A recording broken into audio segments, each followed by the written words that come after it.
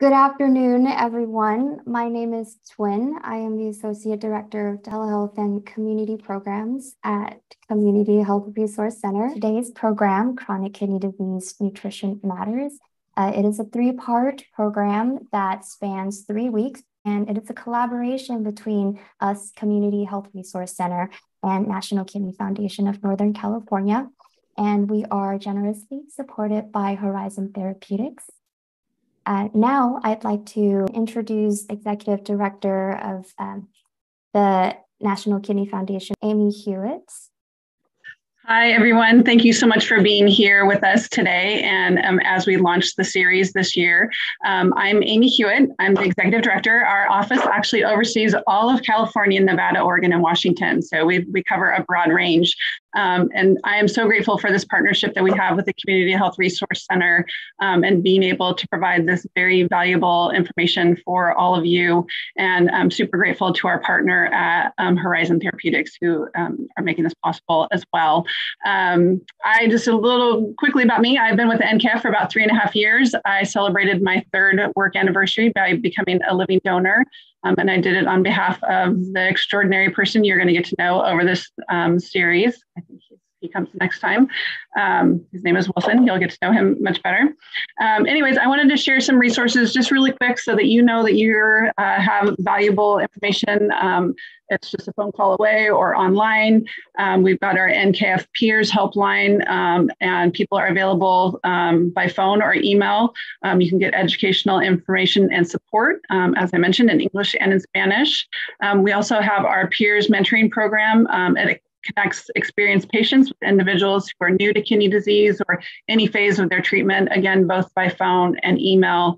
And then for those of you who are being comfortable being online, clearly some of you are, we have our online communities with a social network of support to help people deal with the challenges of living with kidney disease. Well, thank you so much for partnering with us. Let me get back to introducing Elena. All right. Well, thank you, everyone. I'd like us all to welcome the new Director of Clinical Nutrition at Community Health Resource Center. Elena is a registered dietitian credentialed by the Commission on Dietetic Registration. She has been a rock star provider of clinical nutrition for over 10 years. She still has patients who met with her years ago that come back and seek her out.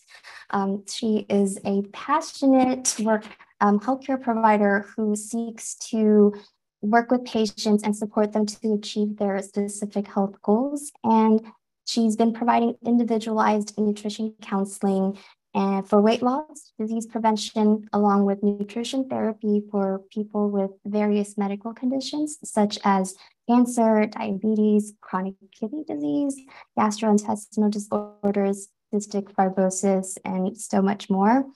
Today, it will be the first in the series of chronic kidney disease nutrition matters that Elena will be beginning for us. And she's going to dive into her deep knowledge of kidney health management through nutrition. So welcome, Elena. Thank you so much for this very nice introduction. Hi, everyone. Welcome for joining us. I'm so excited to have basically our 4 years in a row partnership, wonderful partnership with National Kidney Foundation for the CKD program. That it's designed and was designed mainly to bring awareness about CKD as a chronic disease and to actually prevent not just the development of it, but also the progression of it. So it focuses heavily on prevention. I'm gonna go ahead and share my screen so we could actually get started, because I feel like overall, definitely we had a long introduction. So I want to make sure we're sensitive with the time, and I wanna make sure we also have time for questions at the end. That being said, today we're gonna focus on kidney health and CKD overview. So we're gonna review the kidney. We have here basic kidney function. We have the difference between acute versus chronic kidney disease, stages of kidney disease, risk factors, what can we do to prevent? Healthy diet recommendation overview, that's going to be heavily on week 2. So that would be next week. We're going to talk more about nutrition and nutrition considerations for CKD management. And at the end, actually, we're going to have some complications of CKD that I'm going to go over.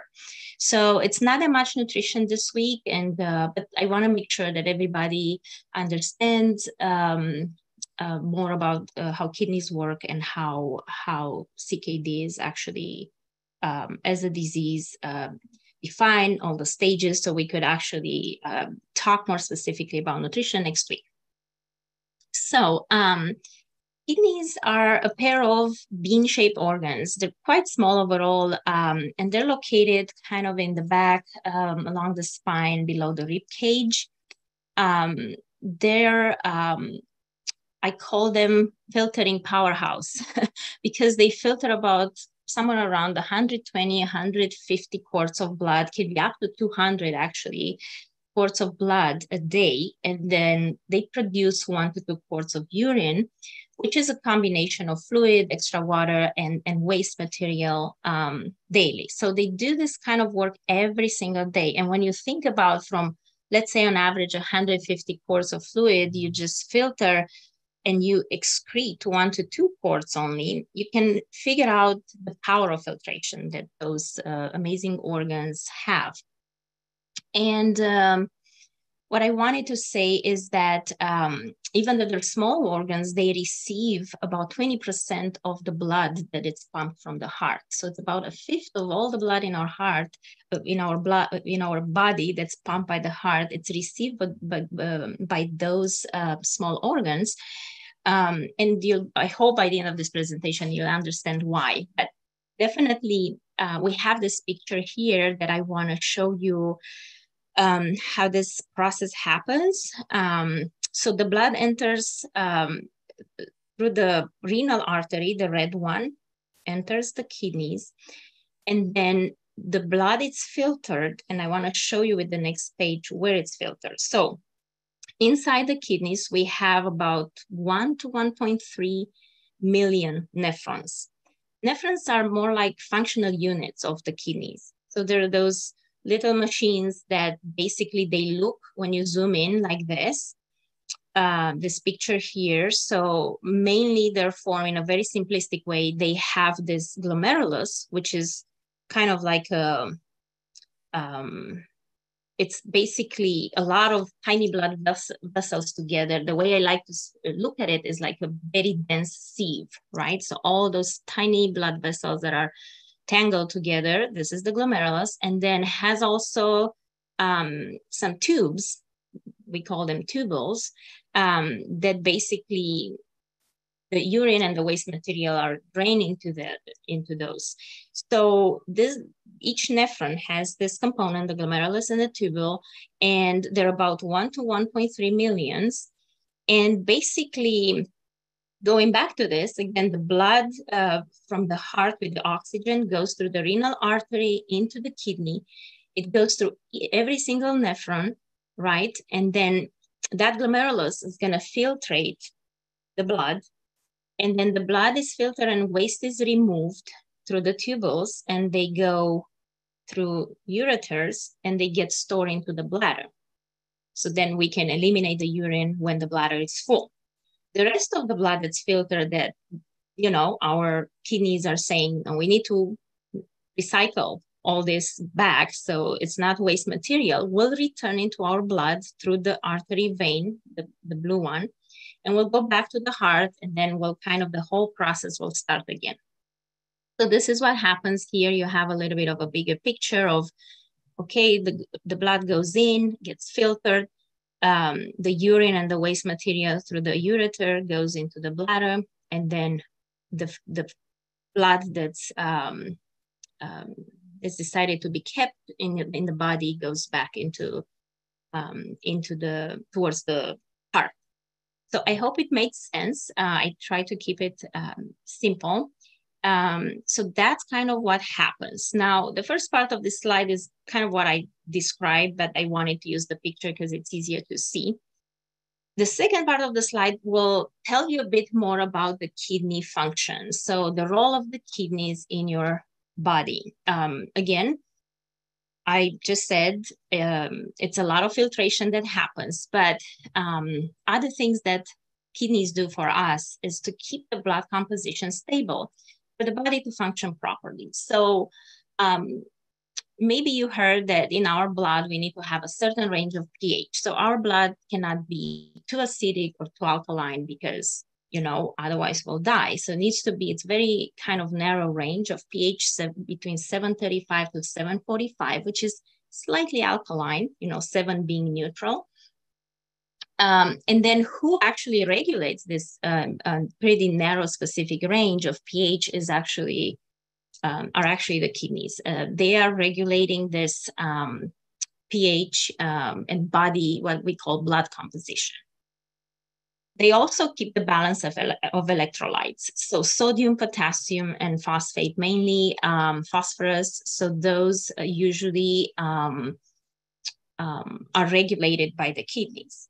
So what happens is that a lot of water, our body is made out of about 60% water. So we have a lot of water in our blood, and we have water in our bloodstream, we have water in our cells, and we have water around the cells, extracellular. And all that basically balance of water, where water should be, how much should be in the blood, how much should be in the cells, how much should be outside of the cell, it's regulated by those electrolytes, right?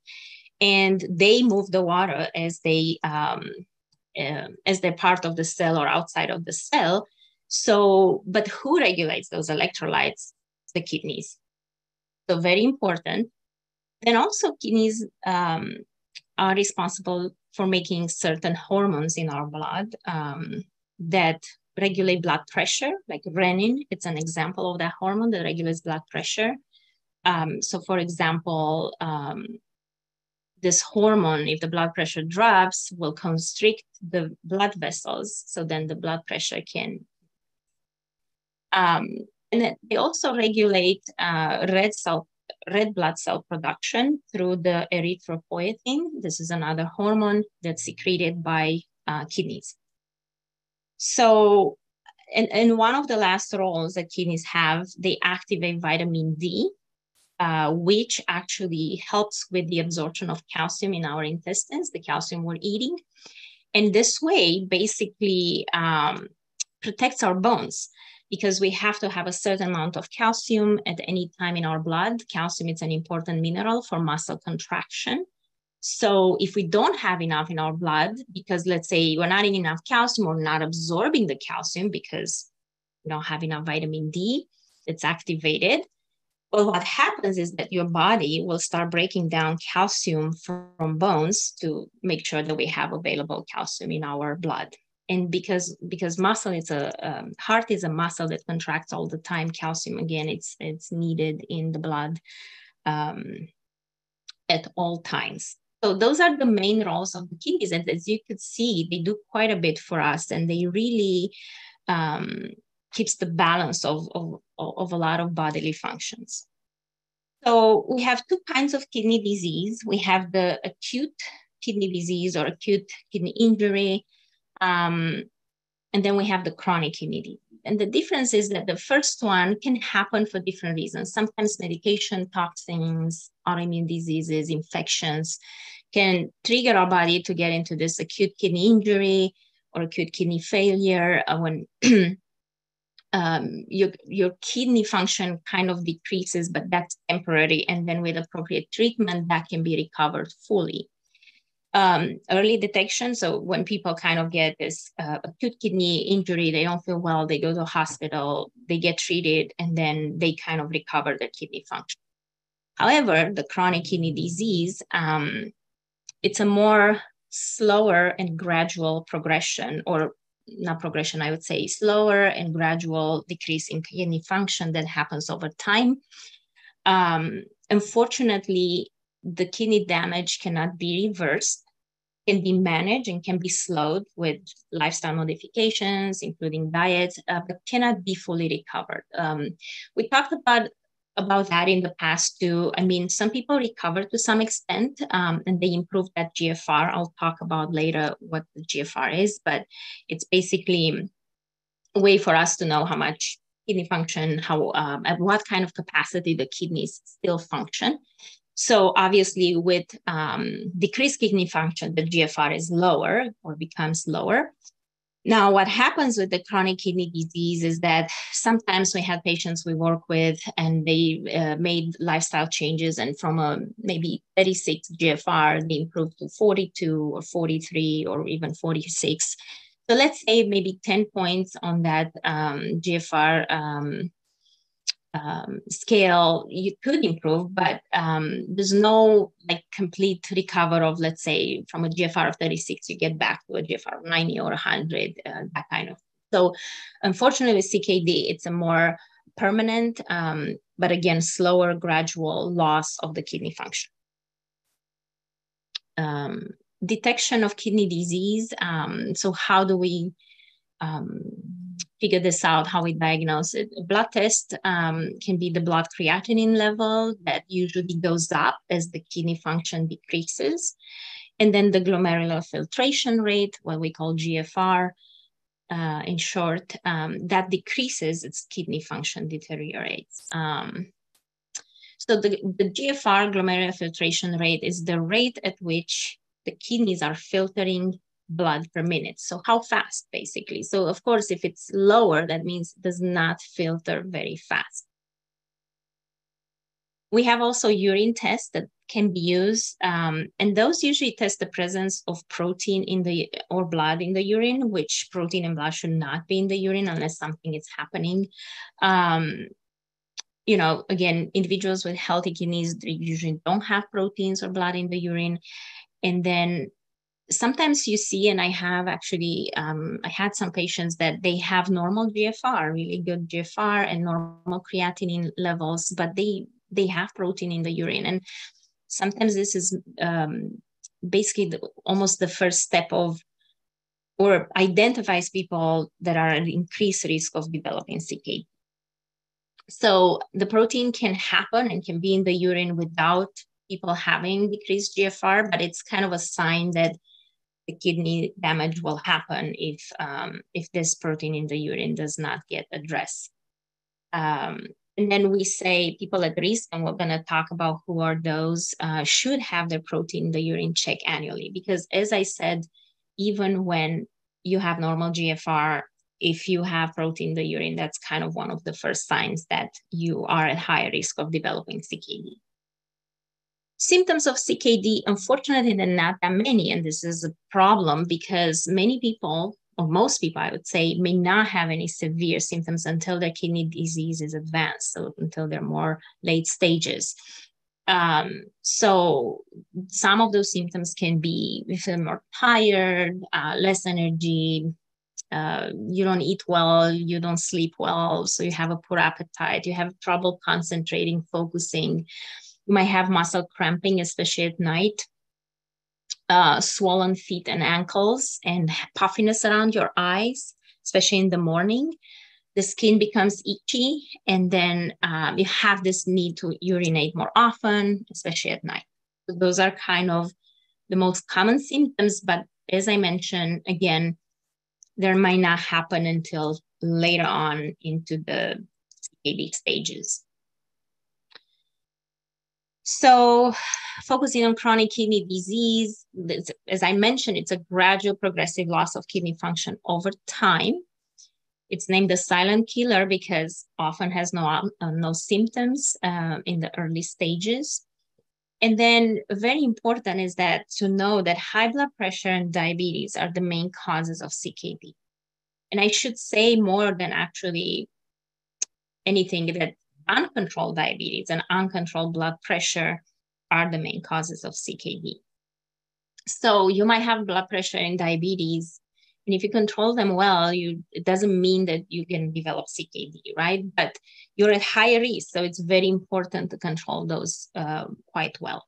And the reason is that both diabetes and blood pressure, what they do when they're not controlled, so when you have high blood sugar, when you have high blood pressure, that really damages blood vessels. And with diabetes can damage big blood vessels. That's why somebody with diabetes has higher risk of developing heart attack, heart disease, right?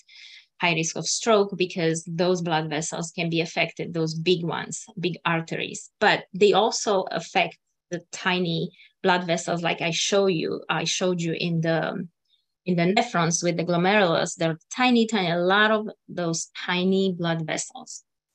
And those can be damaged. And think about blood pressure. You have too much pressure, those tiny vessels can pop.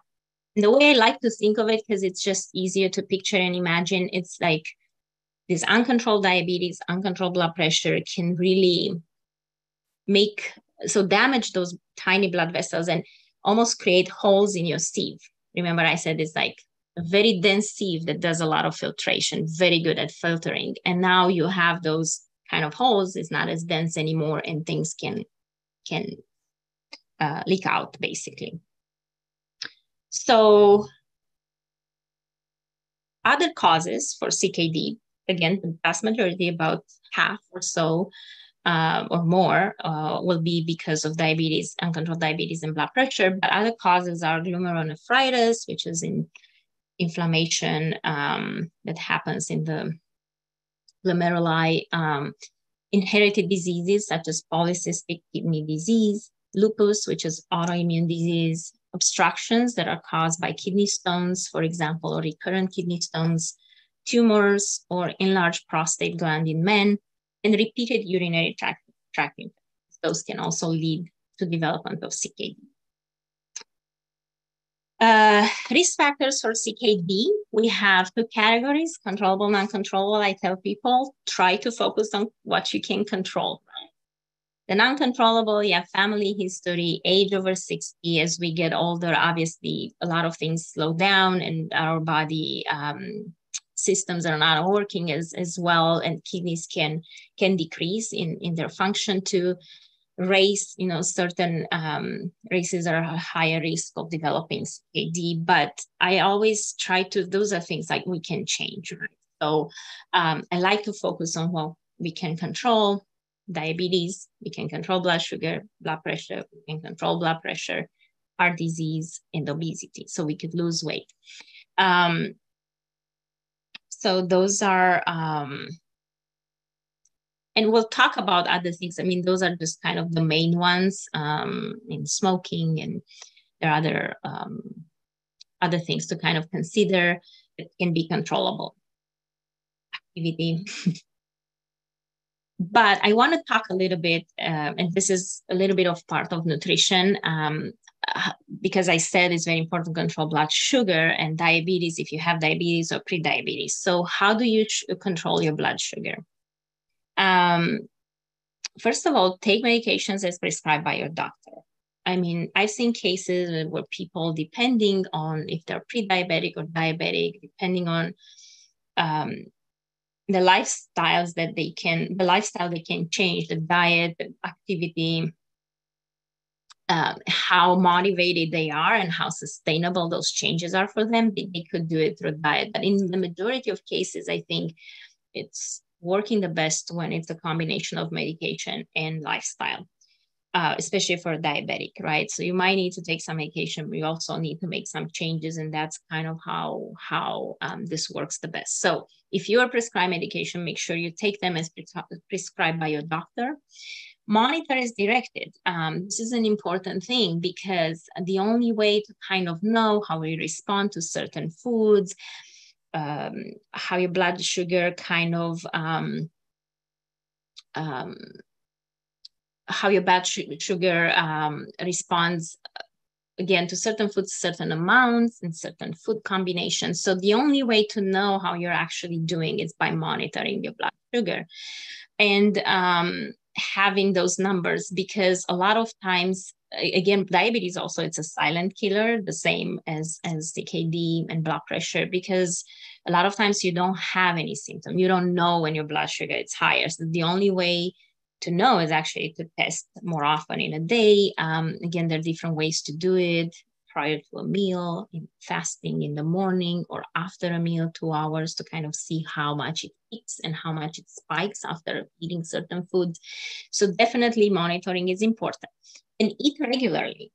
Breakfast should be eaten within an hour of waking up, and meals and snacks should follow every 3-4 hours thereafter. So that means you want to kind of eat regularly. So your blood sugar regulation, it's kind of nice and wavy. It's very stable, so you don't have big fluctuations. You skip a meal or two and now your blood sugar drops, then you eat too much and then your blood sugar is going to spike and then you're all over the place, kind of like a roller coaster.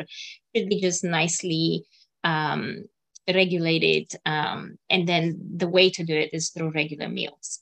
Then you balance your carbohydrates with protein and fat. And that's very important. And I can't emphasize it enough how much of a difference it makes on your blood sugar when you don't eat the carbohydrate by itself. Even when you eat healthier carbs, like let's say carbohydrate with fiber, like fruits or whole grains, it's important to eat next to it some protein and fat. For example, you have a snack for a fruit, have few nuts with it, right? Some protein and fat, and add extra fiber, because in this way, you're going to slow down the absorption of that sugar in your blood. The way I like to talk with my clients about it is that picture that you have a jar of sand being the small sugar molecules. And then if you're trying to pour out the sand out of the jar, the sand is going to flow easily. The jar is going to empty fast, right? Right now, put bigger rocks inside the jar of sand. Those are your bigger molecules of protein, fat, and fiber. So when you're trying to empty the jar, the sand actually is going to be slowed down. It's going to, be empty at a slower rate. The bigger rocks are going to slow it down. So this is what happens when you eat the carbohydrates with fat, protein, and fiber. So very important. Use whole grains when possible for the same reason, because they have more fiber and they digest slower and they minimize those blood sugar spikes. Limit refined carbohydrates and simple sugars. Those are the ones that really break down pretty fast into sugar molecules. So let's say white bread or white rice, usually it's a long chain of sugar. There might be 50 of them linked together, but digestion happens very fast and there's nothing kind of to slow down this process. Those sugar molecules are broken down, and this chain of sugar molecules, it's kind of broken into simple small sugar molecules that just get absorbed into your blood and they can spike your blood sugar. Not to say that you should never eat a white bread or a white rice. I think the most important thing to remember here is that how much you eat of the white rice, and also make sure you eat that with fiber, protein, and fat. So you have the white rice with a bunch of vegetables and then with some chicken or fish for protein and fat. So this way, this will minimize the effect and the spike on your blood sugar. Also, I just wanted to make it more, not just clear, but a bit more realistic and doable. We recommend at least half of your grains in a day, in a week, to be whole grain. So not every single choice of a grain that you make needs to be whole grain, but the more the better. At least half, it's kind of what we recommend. And then exercise regularly. Exercise is a very nice way, a very nice tool to use to lower your blood sugar. And the reason is that I want to explain a little bit, because I don't know how many of you understand exactly what happens with people with prediabetes or diabetes, why they have this inability to handle carbohydrates and why they have higher than normal blood sugar. So after a meal, after we eat a meal with carbohydrates, it's very normal for your blood sugar to go up. That's a normal process that happens, and this higher than normal blood sugar right now triggers your pancreas to secrete a hormone called insulin. And the role of this hormone is to travel in your blood, and it's almost like a key that locks at the receptor of each cell to open the door of the cell so the sugar can go inside and fuel the cell. So blood glucose or blood sugar is the fuel of every single cell in our body. And insulin facilitates this movement from the blood to the cell after a meal. And then your body will maintain a normal blood sugar that's needed at all time. And then the rest of the sugar goes inside to do its job. However, in somebody with prediabetes or diabetes, this process is not working as well anymore. And a lot of times, yeah, they might have a decrease in insulin production. That means their pancreas is not secreting enough insulin. Those cells that are supposed to secrete the insulin are not as many anymore, or whatever reason. But a lot of time, it's a big component, what we call insulin resistance. So that means your pancreas makes enough insulin. It gets triggered to secrete insulin because you have high blood sugar after a meal. But the insulin comes in, and then it's like the wrong key. Cannot open the door of the cell. So then the sugar stays stuck in your blood, cannot go inside to do its job. And then your pancreas will not know that's the wrong key. So high blood sugar is a trigger to secrete more insulin. So it secretes even more insulin. And it's this vicious cycle that happens. Now you have still high blood sugar in your blood, and then you have more insulin floating around, which can lead to weight gain. It's an anabolic hormone that promotes more growth and stores fat and things like that. And now people become even more insulin resistant. So why is this important? I know I kind of went away from the exercise, but exercise, when you contract muscles, muscle cells are the only cells in our body that can actually take the sugar from your blood inside the cell without needing insulin. So they're not depending on insulin. So even if you're insulin resistant, your insulin is not responding well, I mean, your cells are not responding to the insulin, you could just lower your blood sugar just by exercising. So this is a very nice, important way to manage blood sugar.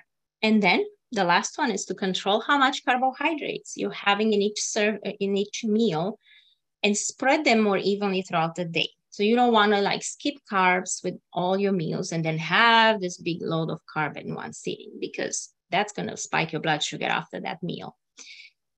Better to spread that amount of carbohydrates more evenly throughout the day with each meal. So then each meal may have, we say around 45 grams of carbohydrate, right? Which can be 3 slices of bread. So that would be the maximum. Or can be a full cup of cooked grain, cooked rice or cooked quinoa. So a full cup of that, it's about 45 grams. So control how much you have, no more than a full cup of cooked grain, for example, and then also try to spread it evenly throughout the day. That's my 2 cents, or I don't know, maybe looks like they're 8 cents on how to control better blood sugar. Now, blood pressure, how do we control that? So the goal for CKD is to be less than 130 versus 80, so systolic, diastolic. And how to manage? Well, again, you take medications as prescribed by your physician. You check blood pressure regularly. I would encourage people with blood pressure issues to have a device at home to check it regularly. You want to, again, check it in the morning, when you're more stressed, when you exercise, after exercise, just kind of a different time, so you know what impacts the more your blood pressure. You're aware of that. You want to exercise regularly. Right after exercise, it's normal for the blood pressure to go up, but the long kind of effect of regular exercise on blood pressure, it's actually lowering blood pressure. Managing stress, we all know stress increases our blood pressure. So knowing how to not necessarily stop the stress that's coming at us, because it might be impossible, but knowing how to respond to it in a way that's not having those negative health effects on us. It's not going to raise my blood pressure, right? Because I'm not responding to it, to the stress in a negative way. Reduce sodium. We all know that lower sodium diets, it's been clearly established with a lot of research that can lower your blood pressure. And following a DASH diet as a diet pattern, which is a diet very similar with Mediterranean diet. We'll talk more next week about it, but It's basically more plant-based, more whole foods, less processed foods, less sodium, less saturated fat, less sugar, more fruits, vegetables, legumes, whole grains, nuts, and seeds. So more of those whole plant foods. Those are also high in potassium. So by lowering sodium and increasing potassium, this seems to be the perfect way to actually manage better the blood pressure. And this DASH diet kind of follows, it's a diet high in potassium and low in sodium. We'll talk next week, certain people at certain stages of CKD, when their potassium becomes an issue and they're higher, they have higher levels of potassium in their blood, they might need to be careful with how much potassium they're eating. But again, that's not usually for everyone. And a lot of people with CKD can eat plenty of plant-based foods without worrying about that. The stages of CKD, I want to go through, I'm going to have a table on the next slide showing a bit more about it, but basically it's based on an estimated glomerular filtration rate. And then again, this GFR, as I mentioned earlier, is the rate at which the blood is filtered through the kidneys every minute. How fast your kidneys are filtering the blood. And it's calculated using a formula that I don't know the formula. I felt like it's not relevant to, to show you. It uses the blood creatinine among other factors to really calculate, and it's shown under the lab, the labs that you receive when you do lab work as estimated GFR or eGFR. Because again, it's a formula. It's not something that they really test in the blood. They use different things in the blood and create this formula, put it into this formula, and then they estimated the GFR. The normal GFR ranges from 90 to 120 mLs per minute. And then as you see, the stage 1 is basically normal kidney function when your kidneys are functioning at 90 to 100% capacity. Then stage 2 will show some kidney damage with mild loss of kidney function. And the GFR, it's usually between 89 to 60. And then again, that translates into, and I like those pictures on the side here, that basically your kidneys are functioning from 60 to 89% capacity. So very mild loss of kidney function at the top. Then we have stages. Stage 3 was more recently split into stage 3A that describes mild to moderate loss of kidney function, GFR from 59 to 45. And then stage 3B, moderate to severe loss of kidney function. The GFR is between 44 to 30. So you have more loss, and then still your kidneys can function at the 30 to 44% capacity. Then we have stage 4, severe loss of kidney function, a GFR of 29 to 15. And then finally stage 5, which is kidney failure, less than 15. That's when people kind of prepare for dialysis in general. That's the stage that we all want to avoid. And the stage 5 CKD options are hemodialysis, peritoneal dialysis, and kidney transplant. And because this class series is designed, as I said, how to prevent and manage and slow down the progression of CKD. So we focus more on that. We're not going to talk about those in detail today. This is not the class to address those, but I just wanted to put them out there. Their options, even at stage 5. But we're going to try to focus on ways to prevent and manage CKD. And some ways to do that: increase physical activity. Sometimes you might need your doctor or PT guidance for people that are high risk of injury or they have decreased mobility. But activity doesn't have to be, a lot of people when they say, oh, you need to exercise, they think about this like hitting the gym hard for an hour and sweating. And no, activity can be different. It can look differently for different people and still benefit your health, your kidneys quite a bit. So I don't want anybody to feel that, for example, walking cannot be helpful, and it can be done by most people. So again, you might need some guidance, but physical activity would be a great way to prevent and manage CKD. limit sodium, the way I said, can help actually, can help with, from the kidney perspective and how to manage CKD, but also blood pressure. Remember, blood pressure can be one of the biggest factors for CKD, or the ones that can aggravate CKD. So limiting sodium can help with better control of blood pressure. Control blood sugar, blood pressure, the way I said, regardless if that's a combination of medication or lifestyle, they need to be controlled with smoking, and also reduce alcohol consumption to a drink a day if you're a female, or 2 drinks a day if you're a male. Of course, you can consume even less. You don't have to consume, but this would be kind of the, at least those amounts to the alcohol to be limited. And then modifying diet, more to come next week. We're going to talk more about protein, sodium, phosphorus, potassium, all those nutrition components that can be important for CKD. So all those that are here, those are all good ways to prevent and manage CKD. And I keep saying prevent and manage. So what does it mean? It means that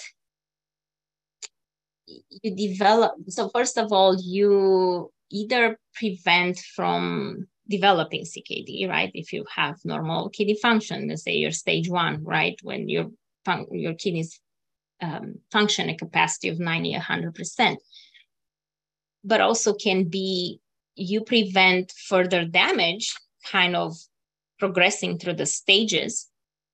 And managing is like, also a lot of people say, well, they feel discouraged that they cannot recover entirely their kidney function. But I always say, well, if you can keep it here the way it is, or even improve it a bit, and not allowing to further progress, that's kind of goal accomplished, right? Because the kidneys can function very well at lower capacity. And people can have good quality lives and normal lives just with a reduced kidney function. Idea is to not allow it to progress to kidney. Benefits of nutrition intervention. This is an article in Journal of Renal Nutrition from January 2016 that basically, a summary of that is that the research shows medical nutrition therapy has a role in slowing the progression of CKD, delaying the need for dialysis, and improving nutritional biomarkers. So I wanted to put it out there because a lot of patients that I met with, they might have been told by the doctor, oh, diet doesn't matter, and then it's established that can definitely benefit patients. And also I can tell you again, from my experience working with the patients that I work one-on-one, people were able to, maintain their kidney function, or even slightly improve their kidney function through diet changes and lifestyle changes. The nutrients of concern here we have that we're gonna have in more detail and discuss in more detail next week: sodium, phosphorus, potassium, protein, fluids. So those are the main ones. Have a high focus on protein. A lot of the potassium, phosphorus may not be needed. People may not need to restrict until, labs are abnormal. So there's more flexibility with those, but protein and sodium are more important at any stage to keep an eye on. And then again, the fluids are more like later stages when fluid needs to be limited. So for most people at early stages, metabolically stable, they could drink plenty of fluids, but more details next week. And now this is kind of I'm approaching the last part of this initial presentation. That's going to be the complications of CKD. And I want to, since I've been talking for so long and you've been listening, I want to kind of make sure your brains are moving and working. So Twin actually created for us some like a quiz. I think we have 6 questions for you that you could use.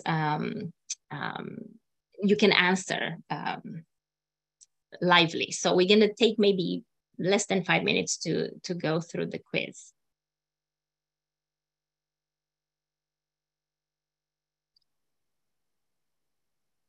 Twin, are you helping with that?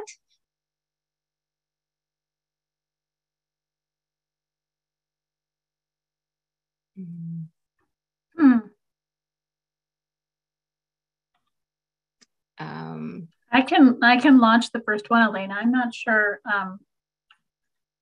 where Twin is, but let me do that, okay?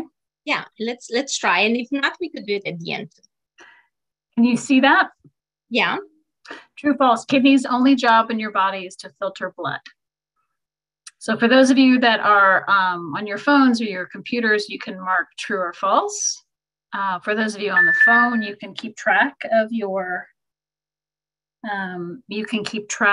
answers, and then when Elena goes over them, you'll know if you got them right or wrong.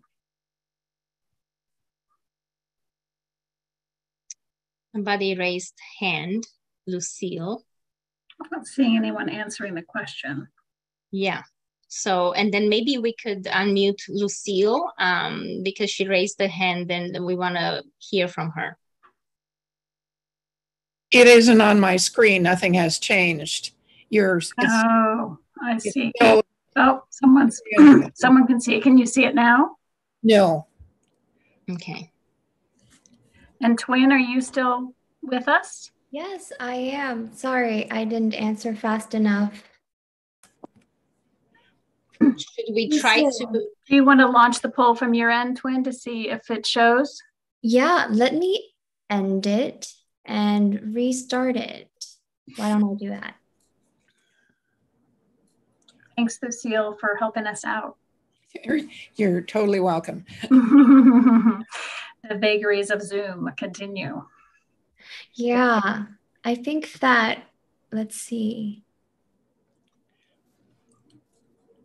Here we are relaunching. And, you know, if there is anybody who can't see the poll or quiz on the screen, there might be an outdated issue, an outdated software issue with your internet browser or the Zoom application that you're using. Zoom announced that we had to update all of our services so that we can use the latest of their features. So if you can't see the poll or quiz on your screen, please feel free to write the responses down on the paper and we'll go over them together. We aren't grading this or anything. We just want to make sure that you have a way to test your knowledge. Yeah. We're not going to post any results anywhere. It's just for you and then to help with the engagement, to kind of help us take a break from the information on the kidney overview as we move into the complications of CKD. It looks like folks are getting the hang of it. Yes, I'm seeing nearly 30% of people answering their questions. We'll give it another few minutes. Again, if you're dialing in and you can't participate in this poll, that's fine. And if honestly there is some accessibility issues, whether they're technical or equipment related, don't feel bad. We'll all go through these questions and answers together. Yeah, and what I'm gonna do so people can answer on a piece of paper if they want, and then check their answers as we go through. I'm gonna read the questions. So the first one is a true false question, and is the kidney's only job in your body is to filter blood.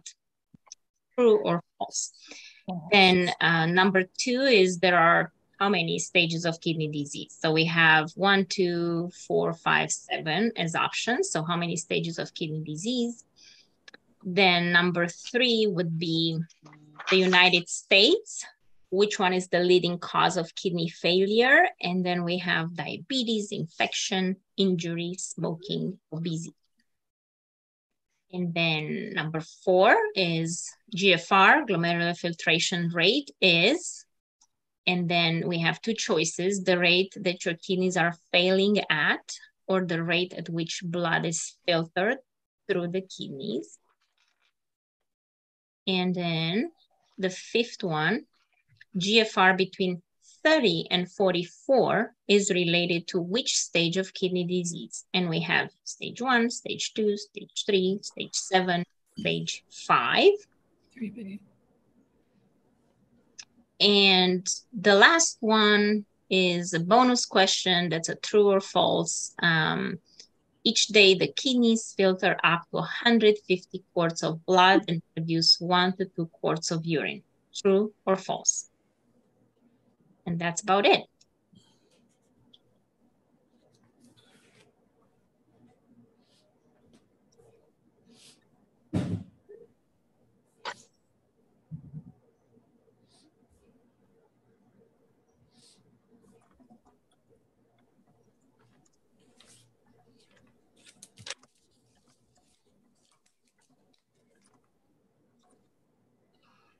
All right, how about we give it another 1 minute?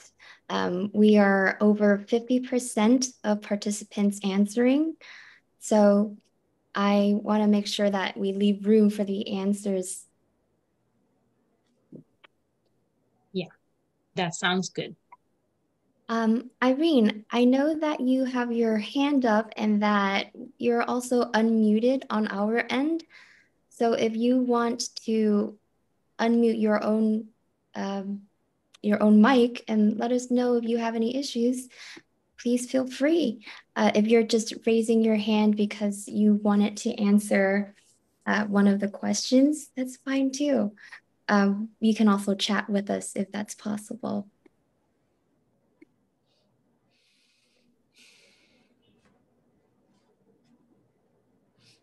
Elena, Margarita would like to say hi to you. Hi, Margarita. Okay, so how about I end the poll right here and we can talk about answers.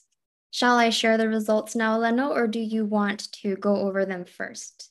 No, we could share the results and we could go fast through the results.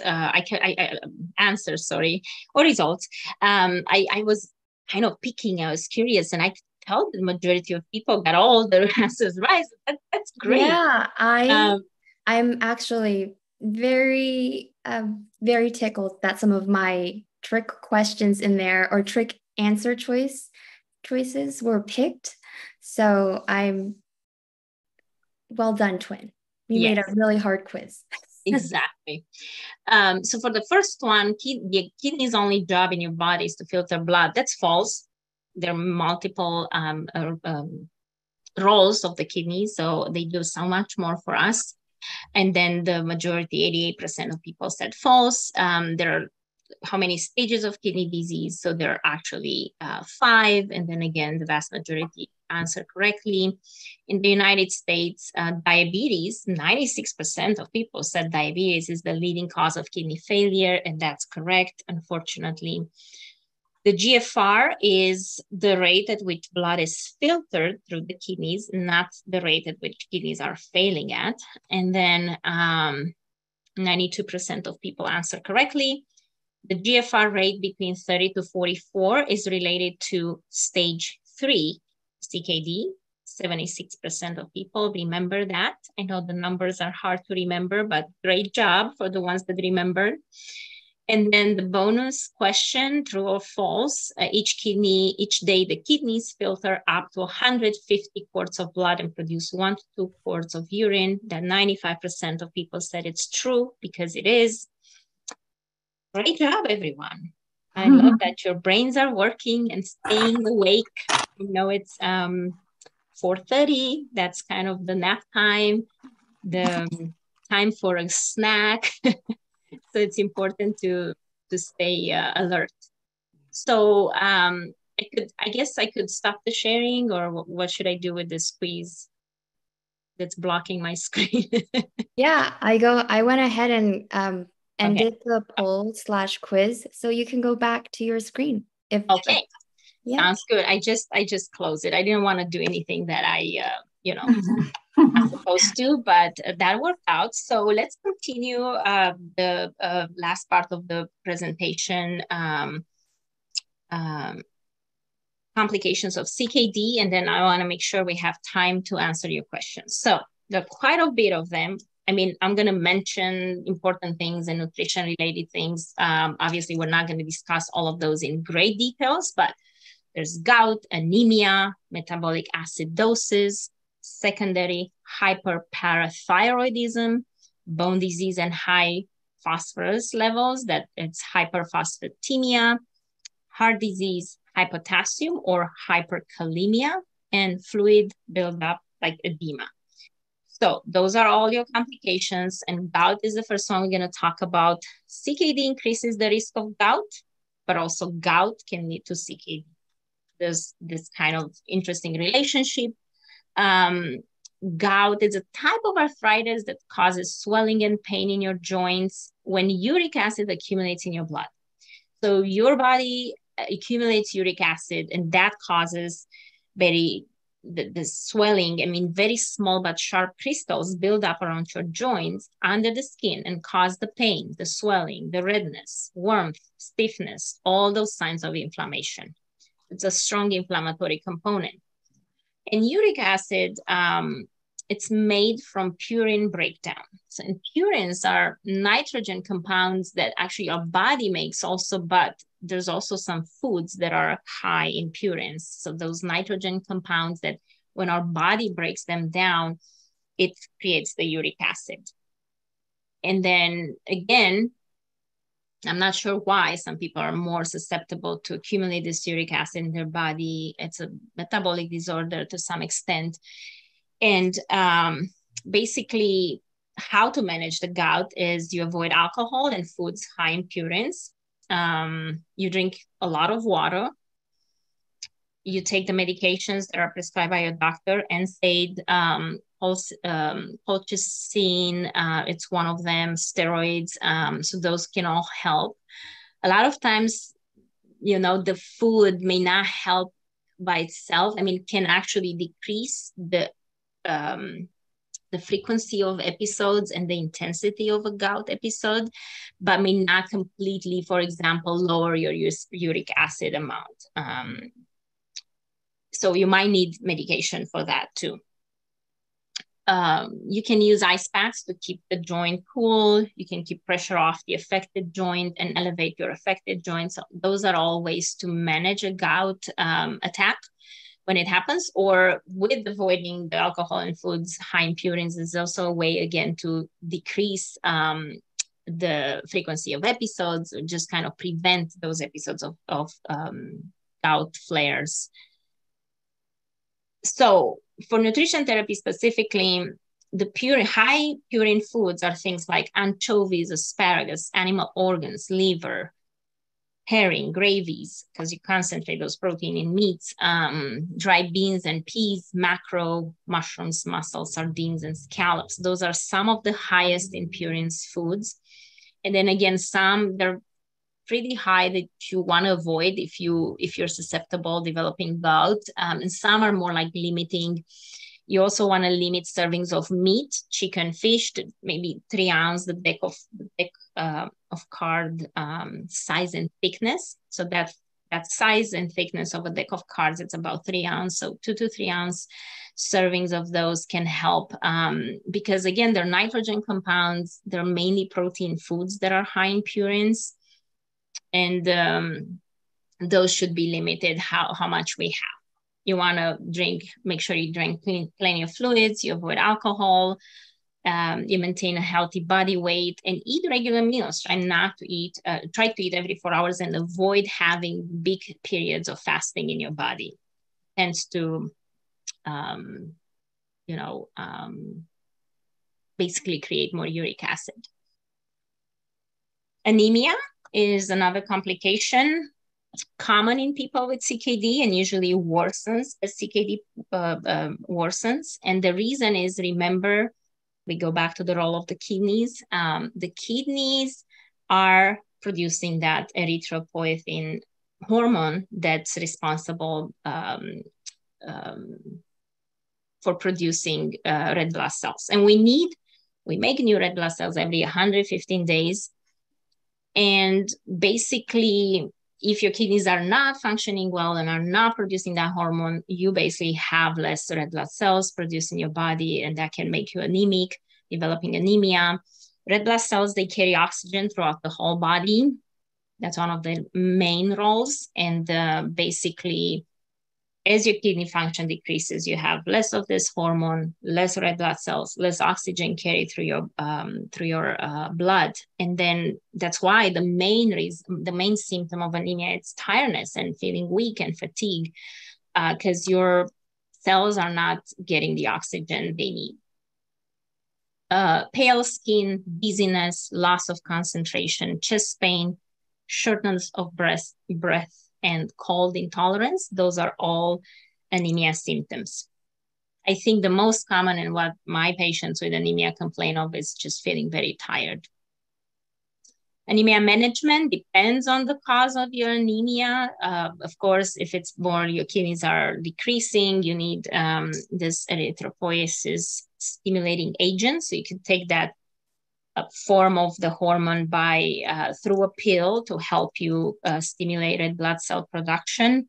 You might need iron supplements. If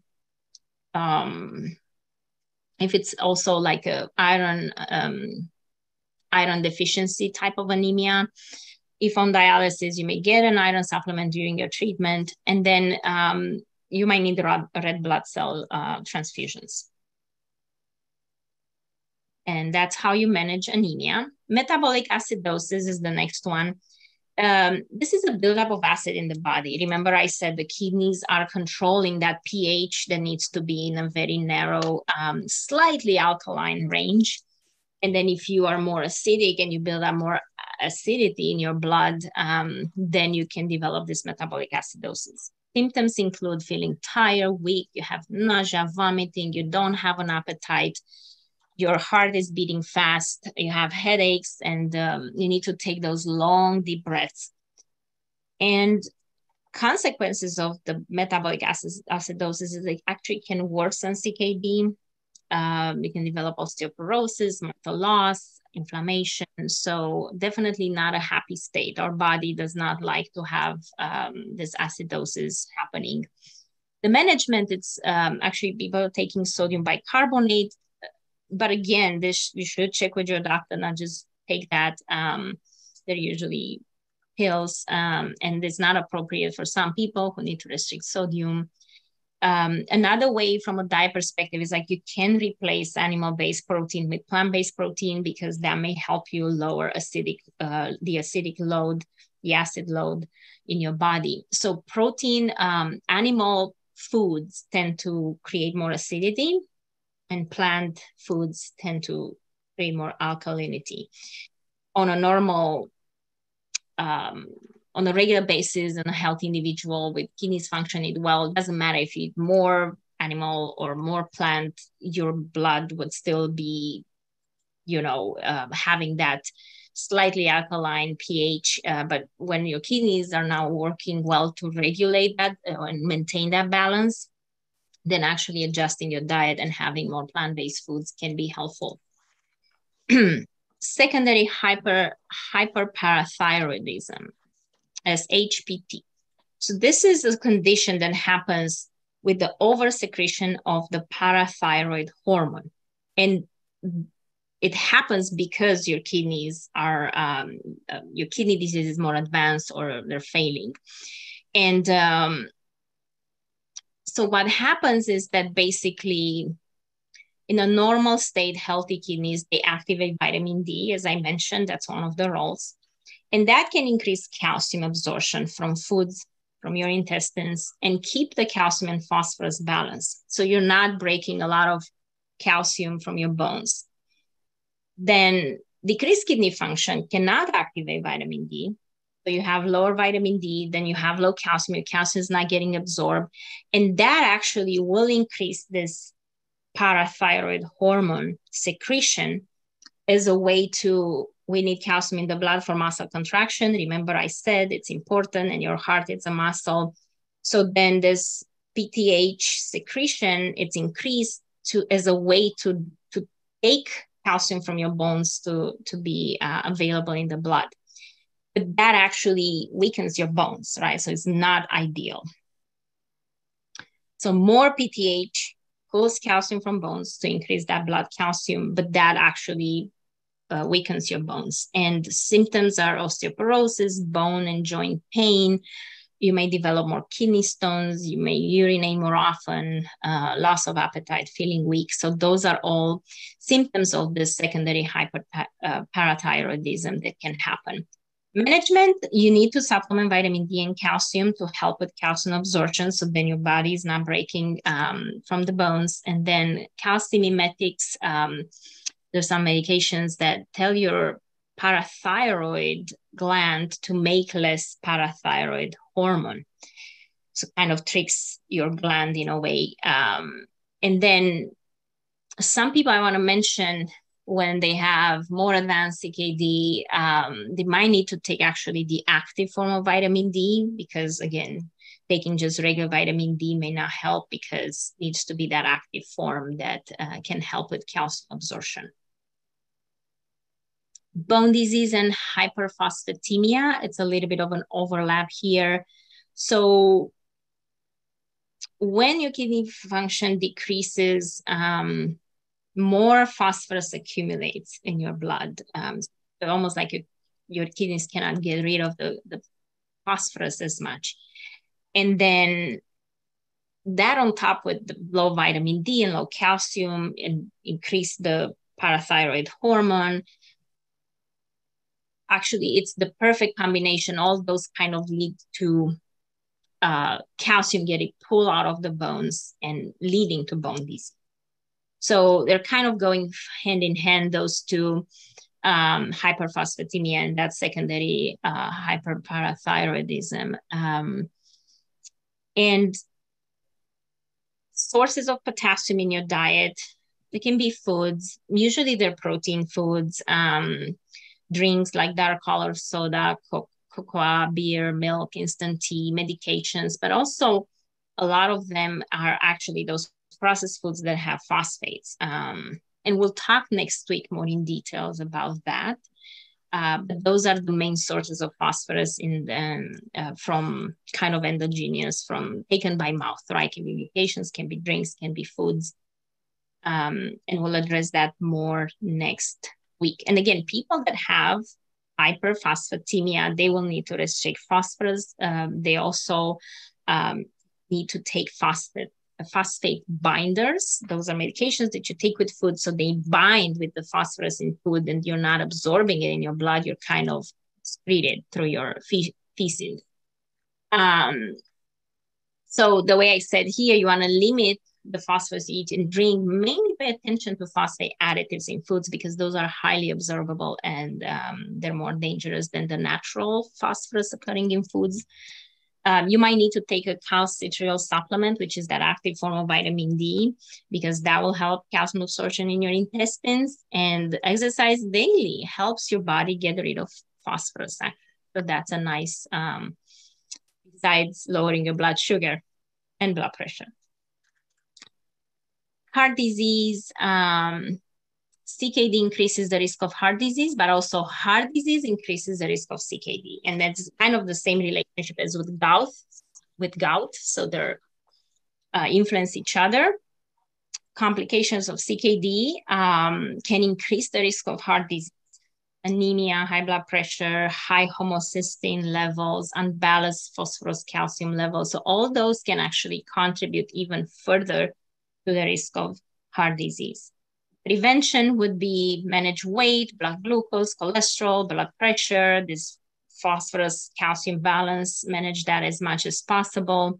Following a heart-healthy diet that's low in saturated fat and sugar, that's more plant-based, that's higher in fiber. Watch sodium in your diet, exercise regularly, manage stress, and take the medications as prescribed. So those are ways to manage the developing heart disease. High potassium, which is hyperkalemia. Potassium is a mineral electrolyte involved in muscle contraction, just kind of like calcium. So if it's too high or if it's too low, you can have issues with your heart. Arrhythmia, can be actually life-threatening.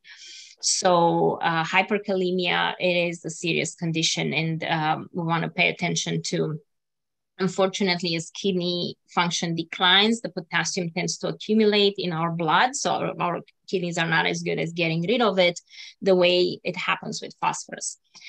Symptoms of hyperkalemia can be, again, feeling tired and weak. Seems to be a very common symptom. Nausea, muscle pain, and muscle cramps. Unusual heartbeat, again, that arrhythmia that can happen, trouble breathing, chest pain. The management is low potassium diet. So this particular case is when CKD patients have hyperkalemia. So definitely we want to limit the potassium in the diet. And also there are medications that are potassium binders, again, that you could take that can bind some of the potassium and not allowing it to be absorbed in our blood. Fluid, the last one is fluid buildup, and we'll have time for questions. Edema, as kidney function declines, extra fluid accumulates in the body. That increased blood pressure and will put more strain on your hearts and your lungs. Your heart will beat faster. You're gonna have edema or swelling in your feet and ankles. And but basically I said with declining your kidney function, your kidneys are not able to get rid of potassium, phosphorus, but also can get rid of the fluid as well too. And that accumulates. Management would be fluid restriction, and that's usually happens in later stages. You need to track your fluid intake, and remember that also foods like soup, ice cream, popsicle can also count towards that liquid. Low sodium diet is important because salt tends to like the water and retain the water in your body as you eat more salty. We all know that after some Chinese food, I can remove my, my rings from my fingers. So things definitely happen in terms of fluid accumulation. And then medications like diuretics are used to help your body flush that extra fluid that accumulates. That being said, next week we have nutrition recommendations for CKD. I'll see you all next Thursday, and I want to open for questions. Thank you so much, Elena. I have a lot of questions that Patty have already started to help answer. And what I'll do is read out the questions and the answers Patty typed out, along with giving you time to add onto any of the questions if you can. I also know that some of these questions are much more relevant in the coming weeks, so we may not prioritize all of the questions today, mostly the ones that are specifically related to material that Elena presented on here in today's presentation. And I also want to invite participants who can't type out their questions for any reason, please feel free to raise your hand and ask us a question out loud. If you're already unmuted, then feel free to let us know. If you don't have anything else to add, Elena, I will go ahead and stop your share screen and go on to the Q&A questions. And everyone else has access to these Q&A questions as well. Make sure that you click on the Q&A button at the very bottom. Yeah, the only thing I wanted to say is maybe the way you said some questions may be relevant for more nutrition information that's going to come next week. I mean, can you compile the questions so we want to make sure we address them? Yes, I am taking notes here on the side as we speak. So if there are any questions remaining, we'll definitely get to them either in the second or third week. Okay, so some of these questions are really just entered into the order that the registrants registered. The first question, Elena, can you speak to how tap water, vitamins, and supplements can potentially harm your kidneys if there is the potential for harm? Yeah, that's an interesting question. Well, I haven't seen anything about tap water. I think should not be a concern. and especially in our area, the quality of water is really good. I know there are parts of the country or of the world that the water is not as clean, and there might be toxins and other things that can potentially affect, right, the kidneys. But I don't think it should be a concern, for our area and the water we get from tap. If people are concerned, they can always use a filter just to kind of filter even more the water that's coming through the tap. But it's nothing that's heavily linked with CKD and tap water. In terms of supplements and vitamins, and this is also a tough question because, unfortunately, a lot of those are, we all know that the vitamins and supplements are not well regulated in our country. And some brands are more reliable than others. Sometimes supplements can have different contaminants and toxins in them because, again, nobody really checks the quality, exactly what's in those supplements, right? Sometimes even dosage of certain things. Okay, it might be vitamin D, or let's say, vitamin B6. A lot of times you get a supplement says whatever 600 milligrams of vitamin D, 1,000 international units. But nobody really checks if that much. Can be more, can be less, can be other contaminants in those supplements. So there are always that kind of risk. I won't say they're benign because, we usually buy them over the counter. We might hear or read online that they're good for this or that. But in reality, it's like we don't really know, and nobody can guarantee us what's inside. I also warn people that because I met a lot of my clients that take an abundance of supplements, and then even when they're, let's say, accurate labeling, they're safe in the sense that they don't have toxins in them, they're in the right dosage, sometimes they interact with each other. So the more we put into the mix, the harder it would be to predict how's that going to affect our body, how is that going to affect the capacity of our kidneys and liver to kind of filter those. So I always warn and say, take supplements only if you really need them and they do something specific for you. Vitamin D, it's a classic example. A lot of people are low on vitamin D, and a lot of people kind of need to supplement in order to have adequate vitamin D. So then, yeah, that's a supplement you want to take. Versus I heard that my neighbor got help from berberine supplements and it helps with, sleeping. I'm just saying, I'm making this up. But sometimes it's that, like, how do we know, first of all, is that going to help you? Look into, do I really need help with this? Is this a big issue and it's worth trying this supplement? And trying to research also brands of supplements that are better regulated. Again, none of them are followed, but some of them do this voluntarily. Basically, I would say they voluntarily go through a process of checking the accuracy of their products, so then they can get a seal. The USP, that's I think it stands for United States Pharmacopoeia, I want to say. Anyhow, it's the USP kind of seal that shows that somebody checked, but this is not a mandatory checking, let's say FDA, right? This is more you as a company pay them to check your products and get that seal, so which is still something. So I would say trying to look for brands that have that seal, and also they're more established on the market, more reputable, to kind of limit the possibility of getting God knows into those supplements. But in reality, regardless, even when let's say they're not having toxins, they're pretty clean, sometimes taking too much of certain things that can affect, the same as medications. They can interact with each other, and everything kind of gets filtered through our kidneys in terms of that waste material that happens and gets eliminated through urine. So there's a possibility with that. So I'd be more careful how much and how many supplements I'm taking. Yeah.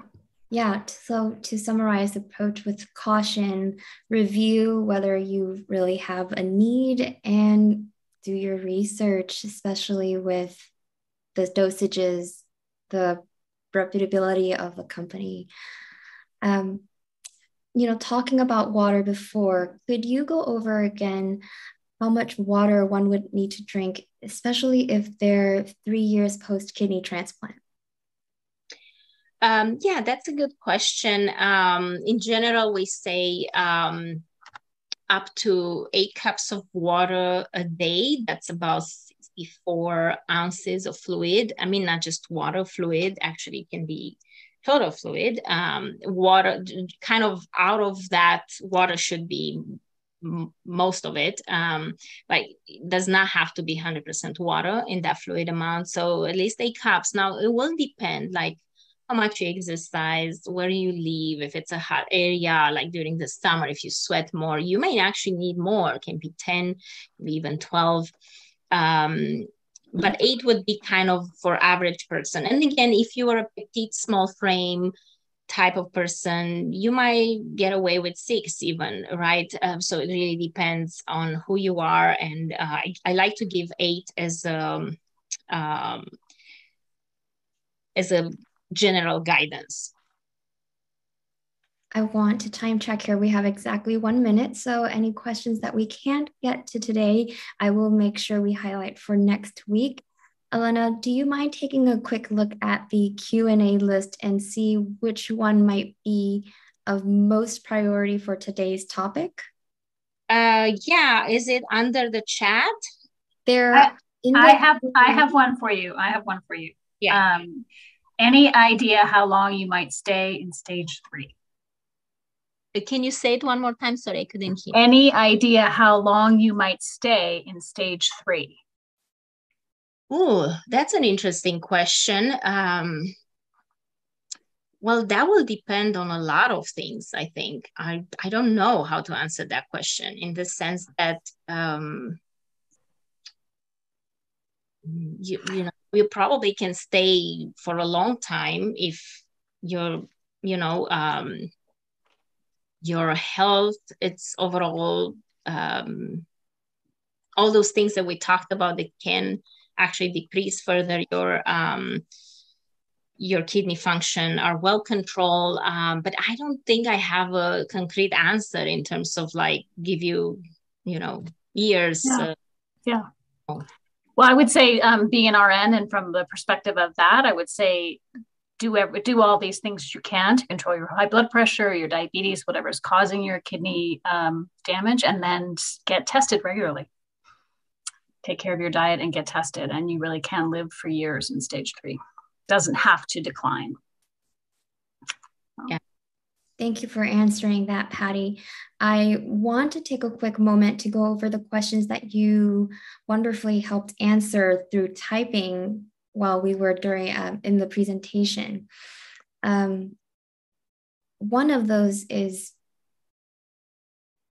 about transplant patients who are on prednisone and any tips for weight control while on this medications. Sometimes there is water retention as well. Patty did a wonderful job at posting a link that I will share in our post-event email that leads to an article where you can read, answers this specific question. But Elena, is there anything that you might want to add to this question? Or yeah, I mean, the steroids tend to, increase sometimes hunger, right? And people sometimes gain more weight while on prednisone or other steroids.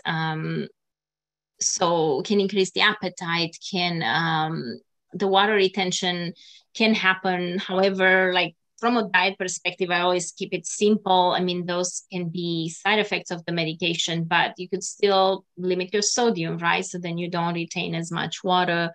I think that's a way to kind of lessen that effect on your body.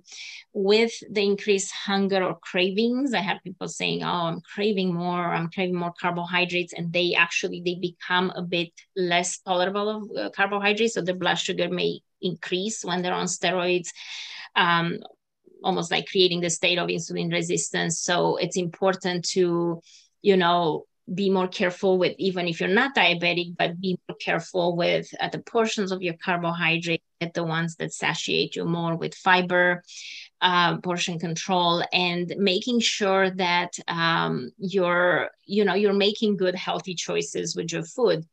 You might have increased hunger. Sometimes it's like, just to remember, this is just the effect of the medication. You might not need to eat much more because your body still needs about the same amount of nutrients. So keeping your meals regular and trying not to feed into this hunger or cravings that you have. Sometimes you can distract with other things or drink extra fluids, so you're not tapping into this, basically overeating or eating much more than before, just because you have this more perceived increase in hunger or cravings. So there are lots of tips that can be helpful. The food environment that you surround yourself at home or at work, like keeping that as clean as possible with healthy, nutritious foods. I think that's helpful too, especially when sometimes you might give in and say, I'm going to snack on something because I feel pretty hungry. So making better choices, that can be helpful too. Those would be kind of quickly some of the tips to consider. Thank you so much, Elena. We are a little bit over time, and I want to use this moment to encourage everyone to make it to next week's class as well. We will be joined by Wilson Du, who became a recent kidney transplant recipient, but he has plenty of discussion about his fitness and diet transformations over the years, and he's a wonderful speaker, especially if you struggle with things as Elena might say, not giving into cravings, and how you might change your diet and taste to a more kidney-friendly diet. Don't worry if your questions were not addressed today. I've taken notes and I will add them to next week, which will be nutrition recommendations for CKD. Elena, is there anything else that you might want to make sure I include?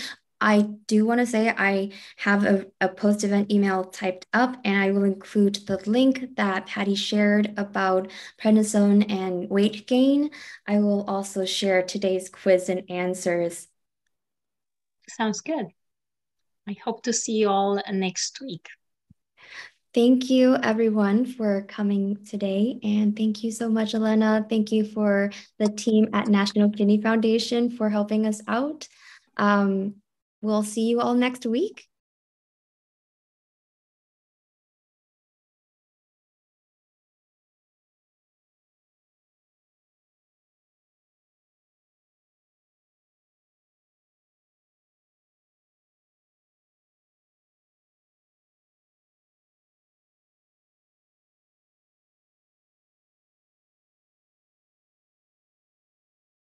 Fuel. I guess while I was fueling up, I could put in the directions.